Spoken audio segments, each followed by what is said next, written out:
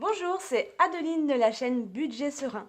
Je suis très contente de vous retrouver aujourd'hui, en ce week-end de Pâques, enfin bientôt en tout cas, d'ici 2 jours. Il fait super beau, le temps est vraiment estival chez nous, ça nous change un peu et franchement ça fait du bien au moral, ça nous apporte le sourire. Aujourd'hui, dans cette vidéo, on va parler du bilan de la semaine numéro 3 pour moi. Il en restera encore une après qui n'a pas été super enrichissante au niveau économie. Autant vous le dire tout de suite, vous allez voir, c'est la misère. Mais ceci dit, c'est pas très grave en fait, puisque je suis toujours dans les clous, je rentre toujours dans mes trackers en fonction des enveloppes, des valeurs que j'ai mis dans mes enveloppes. Et puis finalement, vous allez voir, il reste un petit peu de ressources pour la semaine prochaine. En gros, cette semaine, il n'y a pas eu énormément de dépenses, mis à part celle de l'alimentation. Il n'y a pas eu vraiment de surprise. Et puis si ça continue comme ça, logiquement, je croise les doigts, la semaine prochaine devrait être plutôt fructueuse pour pouvoir continuer à remplir mes petits défis. Mais nous allons commencer, comme d'habitude maintenant, par le petit clin d'œil économique de cette vidéo et de cette semaine. On se retrouve tout de suite. Recoucou.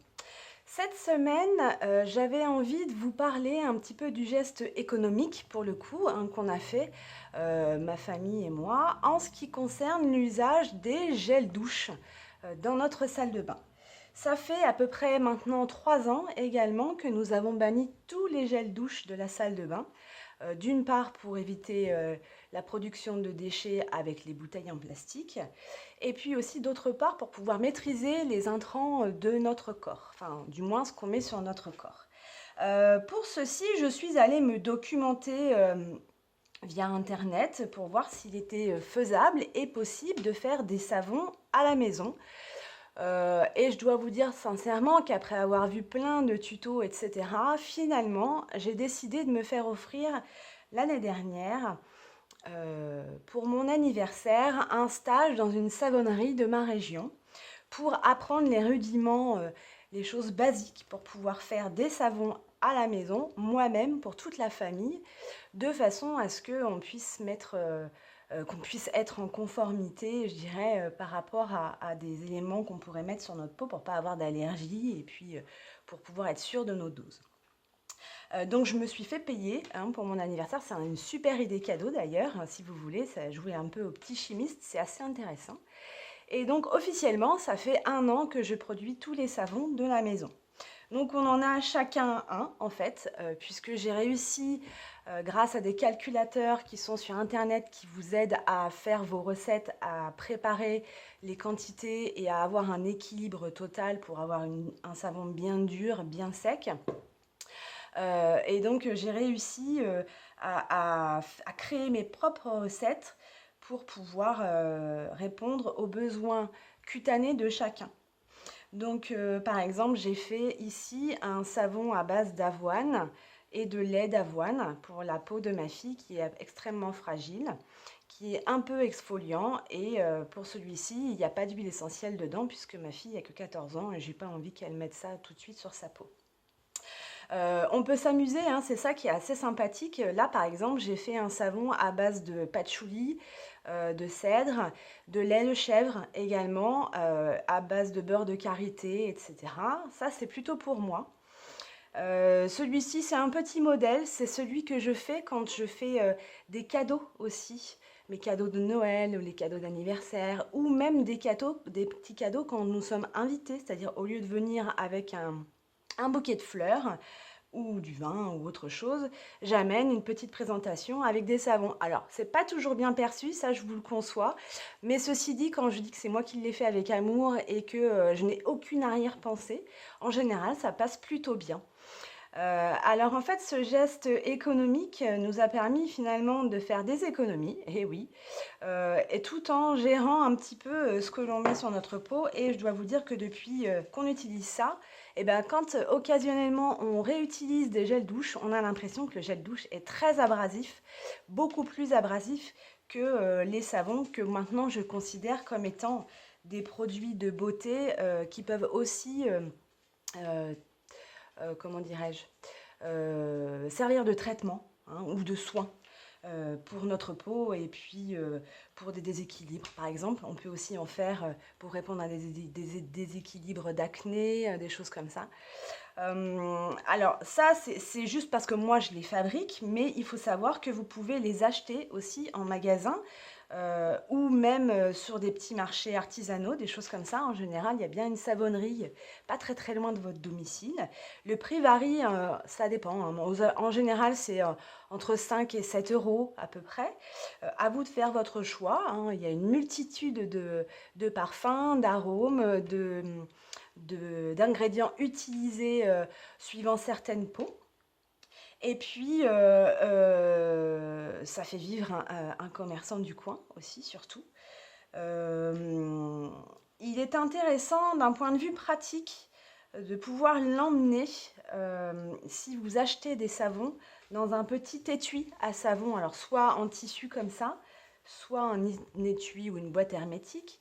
Mais il faut savoir que l'étui à savon est préconisé tout simplement parce que le savon, entre deux lavages, doit absolument sécher pour pouvoir récupérer de sa dureté et être prolongé dans le temps. Un savon comme ça, de cette taille-là, qui fait à peu près 90 grammes, moi je l'utilise pendant presque 2 mois. Donc faites le calcul par rapport au coût d'achat de vos gels douche. Un savon comme ça, juste pour moi, ça fait 2 mois. Et quelquefois, je peux même m'en servir comme shampoing solide également. J'en ai fait un spécial qui fait le corps et la tête. Et celui-ci, je le prends quand on part en week-end ou quand on part en vacances. Donc j'en reviens aux étuis, hein. Donc un étui étanche pour pas mouiller vos petites affaires dans votre trousse de toilette, mais aussi qui laisse passer l'air pour que le savon puisse sécher au retour. Donc on a tous chacun nos étuis quand on part et quand on va à la douche, hop, ou quand on revient, on remet le savon dans le petit étui et le lendemain, il est tout sec. Chose importante aussi, si vous passez au savon, il faut savoir que il est préférable d'avoir un porte-savon ajouré pour que l'air puisse passer autour et éviter que l'eau stagne dedans, parce que l'eau stagnante pourrait faire fondre le savon. Et s'il fond, eh ben en fait, vous allez avoir une durée de vie qui va être beaucoup moins longue. Voilà, c'était le petit clin d'œil économique et écologique de la semaine. Si vous souhaitez avoir plus d'informations, n'hésitez pas à me poser vos questions en commentaire, j'y répondrai avec plaisir. Et puis, je vais vous mettre dans la description de cette vidéo les fournisseurs que moi j'utilise pour les matières premières et pouvoir les fabriquer moi-même. Pour le moment, on se retrouve tout de suite avec le bilan de la semaine et le remplissage pour la semaine prochaine. À tout de suite. Allez, on enchaîne tout de suite. Je prends Crésus et on va regarder ce qui s'est passé cette semaine. Allez, c'est parti. Donc, en alimentation, cette semaine, il y a eu pas mal de dépenses. J'y suis allée en plusieurs fois. J'ai eu des oublis, des petites choses comme ça. Donc, cette semaine, elle n'en fait pas partie, hein, c'était la semaine dernière. Donc, on repart d'ici. Donc, nous avions déposé 150 euros. J'ai fait quelques courses à gamme vert, Leclerc, Lidl, Carrefour. Carrefour, il a fallu que j'y retourne. Et puis, j'ai manqué d'épices. Donc, il a fallu que j'aille chercher des épices également. Enfin bref, tout ça pour vous dire que c'est la misère. Dans cette enveloppe, il ne reste que 7 centimes. Et oui, 7 centimes. Je ne sais pas ce que je vais en faire. 7 centimes, c'est vraiment pas beaucoup. Ils ont le mérite d'être là, mais bon. Donc voilà. Ce qu'on va faire, c'est qu'on va clôturer cette semaine. Voilà. Je vais effacer toute cette partie-là après. Et au jour d'aujourd'hui, nous allons donc faire un dépôt. On est le 16. Nous sommes le 16 04. Et nous repartons avec 150 euros pour toute la semaine prochaine. J'espère sincèrement que je vais faire mieux que cette semaine. Je sais pas, on verra bien, ça va être vraiment la surprise. Allez, c'est parti. On pose ce tracker dans cette enveloppe. On prend les 150 euros pour le budget course de cette semaine et on les met ici. Hop, et voilà. Ensuite, dans la catégorie santé, je croise les doigts. Nous n'avons pas eu besoin d'aller à la pharmacie pour acheter diverses choses. Et je suis allée chez le médecin avec ma fille pour son vaccin du papillomavirus. Mais nous avons déjà été remboursés par la sécurité sociale. Donc finalement, je n'ai pas utilisé les 30 euros. Je les laisse dedans. Je compte beaucoup sur cette enveloppe-là la semaine prochaine pour pouvoir générer enfin un peu d'argent à mettre dans mes différents défis. Je croise les doigts. En ce qui concerne le shopping famille, donc c'est pareil, je repousse les échéances un maximum. Il y a un budget de 50 euros, je vous le rappelle. Pour mon fils va certainement avoir besoin de chaussettes. J'attends qu'il m'en fasse la demande. Je dois vous dire franchement que je fais un peu l'autruche. Je ne lui pose pas la question parce que, à mon grand désespoir, j'aurais trop peur de l'entamer. Et je sais que si je l'entame, je vais le finir. Et franchement, je préfère le voir tel qu'il est là, comme une belle image, pour pouvoir le prendre à la fin du mois et aller le reporter sur le tracker shopping épargne annuel. Donc là aussi, je croise les doigts. En ce qui concerne ma fille, donc l'enveloppe de ma fille, donc nous sommes en période scolaire depuis 5 jours maintenant. Et il fait super beau et mademoiselle sort avec ses copines et elle a bien raison. Et elle sait bien qu'elle a une petite enveloppe avec de l'argent pour elle. Comme nous habitons en bord de mer, vu le temps, elle profite.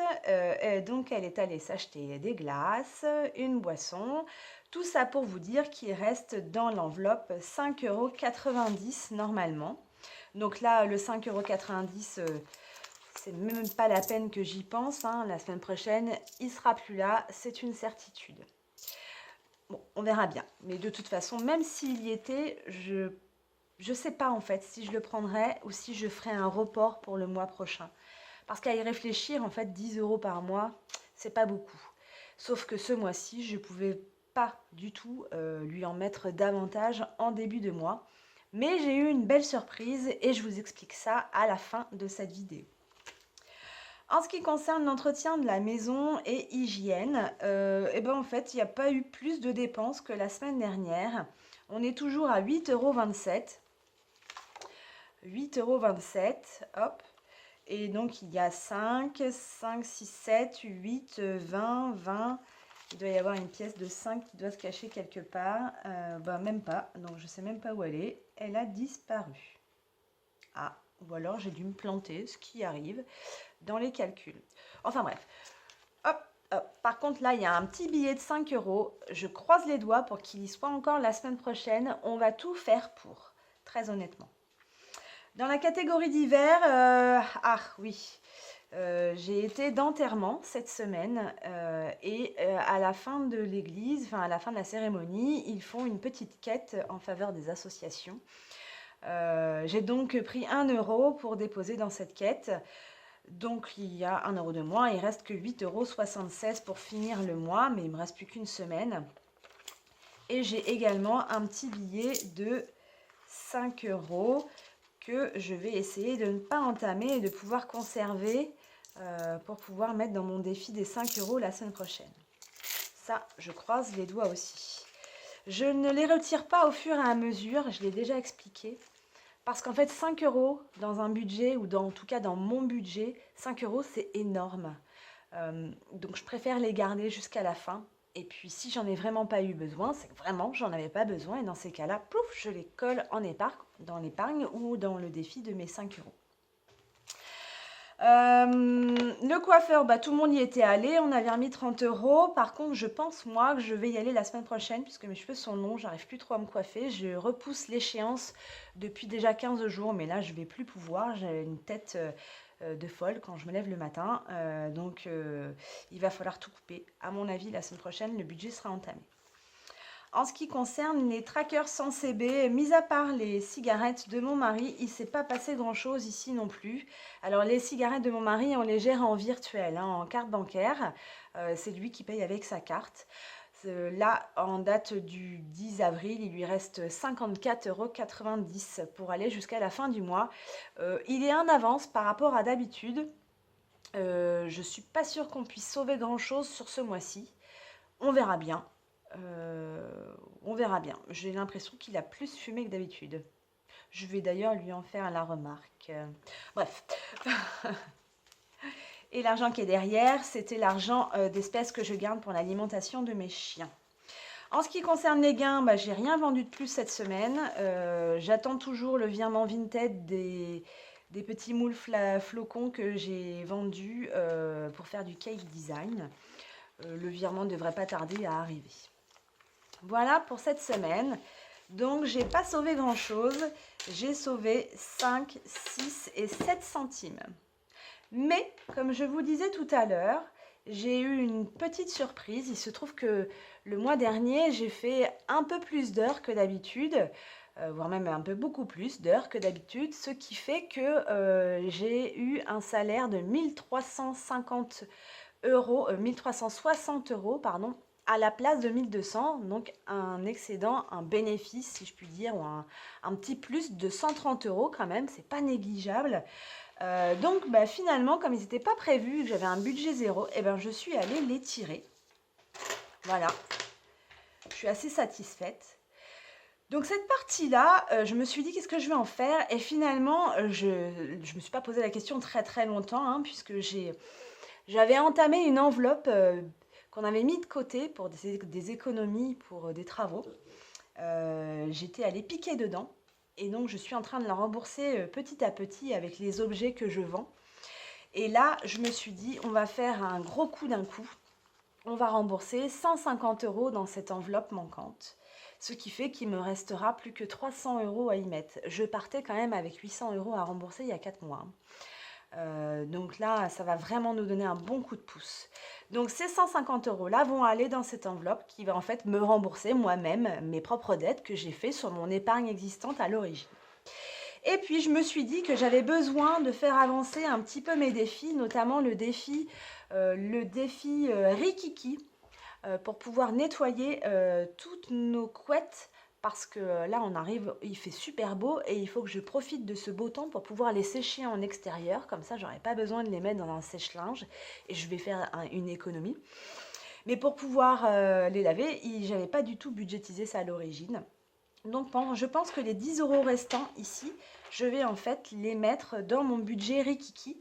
Et comme ça, je vais pouvoir aller faire au moins 1 ou 2 tournées de couettes au Lavomatic. Vous savez, les nouveaux Lavomatic qui sont en autonomie près des grandes surfaces. Voilà ce qui va se passer. Donc cette semaine, on va remplir les différents défis. Donc je prends ma fiche des économies mensuelles d'avril. On est sur la semaine 3. Donc dans le défi Most Costaud, j'ai décidé que je ne mettrais rien cette semaine. 0. Dans le défi des centimes, en fait, on va y mettre les 0,7 centimes. Et on le marquera. Ah, mince. On le marquera. Je vais ramasser mon stylo. C'est parti. Voilà. On le marquera dans le défi parce que 7 centimes, vous allez voir, c'est déjà, j'ai déjà utilisé cette case. Donc, on va le noter en bas. Et si la semaine prochaine, j'ai plus de centimes, eh bien, je viendrai ajouter les 0,7 centimes et je barrerai une autre case. Le défi des 5 euros cette semaine, je n'ai rien à mettre. Et par contre, la catégorie défi Rikiki va faire son apparition. Donc là, il n'y avait rien eu. Là, il n'y avait rien eu. Et ici, je vais venir y mettre les 10 euros d'espèces qui sont là. Voilà. Ça, je suis à jour dans mes économies mensuelles. Alors, on va regarder. On va sortir donc cette feuille dont je vous parlais, qui est donc le défi des centimes. Je vais mettre ici, pour ne pas oublier, que j'ai ces 0,7 centimes à ajouter au résultat de la semaine prochaine. Hein, vous voyez, la case 0,7 est déjà utilisée. Donc, c'est pas grave, je vais cumuler avec le résultat de la semaine prochaine. Voilà. Et pendant ce temps-là, je prends ma petite boîte et je les range quand même dans les pièces cuivre. Voilà. Je prends le défi Rikiki. Hein, c'était une petite étoile que j'avais découpée moi-même en utilisant le logiciel de Canva. Et je vais venir eh bien, hop, je vais venir. Ah, il faut que j'aille chercher ma petite boîte qui va avec. J'arrive tout de suite, j'en ai pas pour longtemps. Donc, je vous rappelle qu'il y a déjà des cases de cocher puisque ce défi-là, je l'ai commencé mi-mars à peu près, avant d'avoir fait les vidéos, les premières vidéos quand j'étais en méthode test sur la méthode des enveloppes budgétaires. Hop, voilà, donc j'ouvre. Donc nous allons mettre les 10 €. Alors ce qu'on va faire, c'est que je vais prendre la case 4, les deux cases 4 en fait, et je vais prendre une case 2. Alors je fais la même couleur pour me rappeler que j'ai mis cette somme-là le même jour. Comme ça, je vois à peu près la progression qui est faite. Hop. Bon, je sais, c'est pas passionnant hein, de voir colorier. Surtout qu'en plus de ça, cette couleur, elle bave. Bon, bref. Je repasserai au propre un peu plus tard. Hop. Voilà. Voilà. Donc 4 et 4, 8 et 2, 10. On est OK. Je prends cet argent. Et je viens les déposer ici. Et là, je dois dire que je suis assez contente parce que finalement, avec ce qu'il y a, logiquement, je peux laver déjà 2 couettes. Donc, je pense que je vais même faire ça dès demain parce qu'ils annoncent encore beau demain et je suis là. Donc, je vais pouvoir tout étendre dans le jardin. Ça va sécher tranquillement. Comme ça, je vais le continuer et je pourrai faire la dernière couette, celle de mon fils.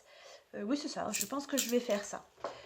Si je pouvais en fait toutes les étaler un petit peu dans le temps, ça me permettrait de pouvoir refaire un défi Rikiki quand il sera terminé pour pouvoir prévoir un autre lavage de couette.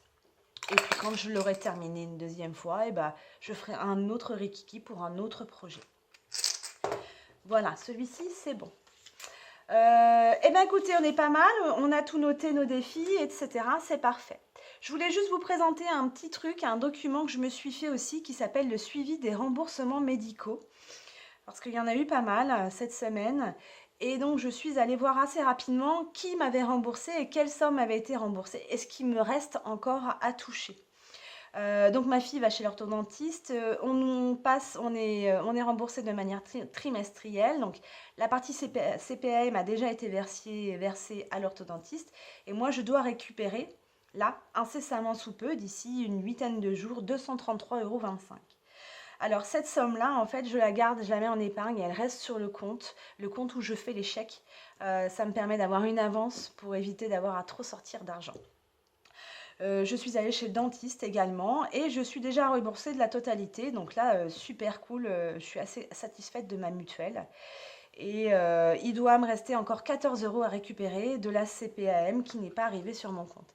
Ce document-là, en fait, il est super parce que ça me permet d'avoir une vraie image de ce qui sort de manière fictive et qui est remboursé par des tiers, des choses que je ne maîtrise pas. Et avec ceci, je ne perds pas le fil des remboursements. Quand toute l'opération est terminée, j'efface et je recommence ou je poursuis. Voilà, ce document-là, je ne l'avais pas préparé à l'origine et je l'ai fait par la suite parce que c'était assez confus dans ma tête. Je ne savais pas trop comment gérer ça. Et puis juste le fait de les coucher sur papier, bah, finalement, ça m'a facilité la tâche. Voilà, donc cette semaine, pour faire un petit bilan rapide, on n'a pas fait beaucoup d'économies, mais on a fait un bon coup, hein, parce que j'avais fait des heures sup et finalement, je vais renflouer un compte qui avait été bien entamé. Et déjà, juste ça, ben, finalement, ça me donne le smile, ça me rend heureuse.